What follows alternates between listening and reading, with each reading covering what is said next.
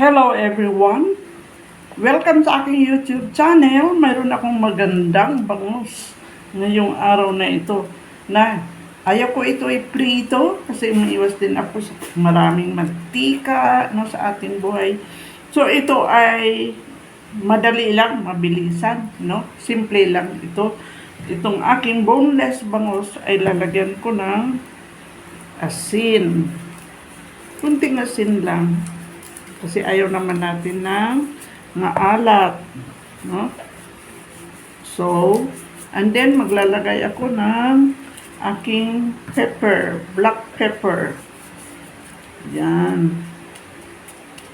Sprinkle lang natin. Haplusin natin ito ng pagmamahal. So, black pepper, konting black pepper, konting salt. And then, maglagay ako ng aking bawang. Pag maraming bawang, mas masarap. Very healthy food. Haplos-haplos.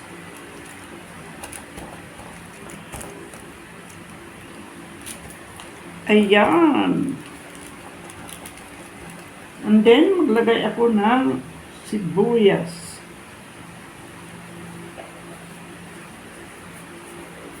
Pwedeng puti na sibuyas, pwedeng red.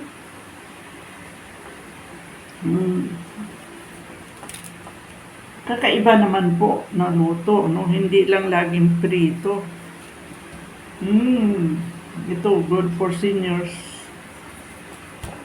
At maglagay ako ng aking bell pepper. Red po ang pinili ko, pero pwede naman ang green. Saboroso ito. Maglagay ako ng konting ginger, no?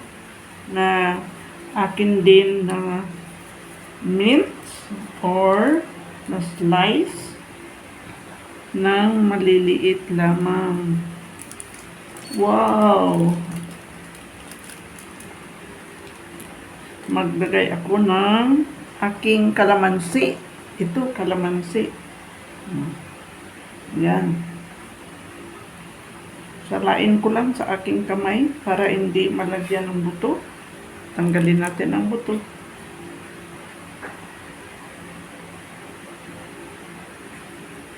Yan.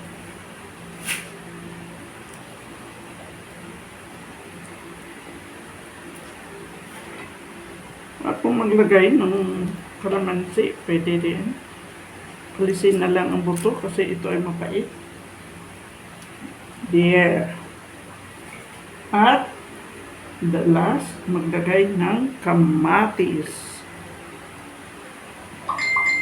Simple lang.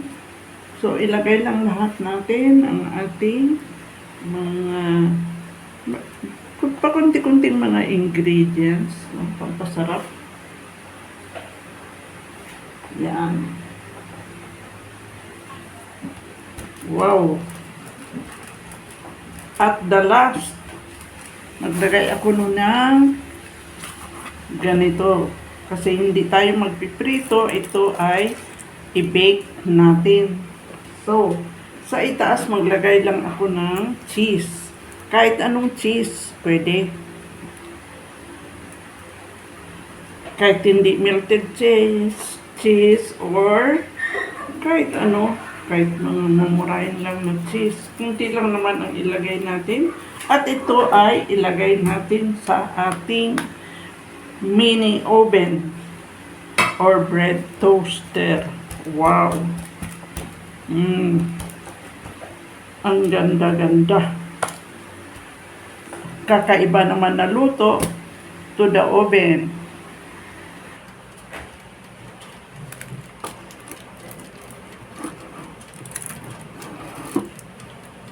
Ayan.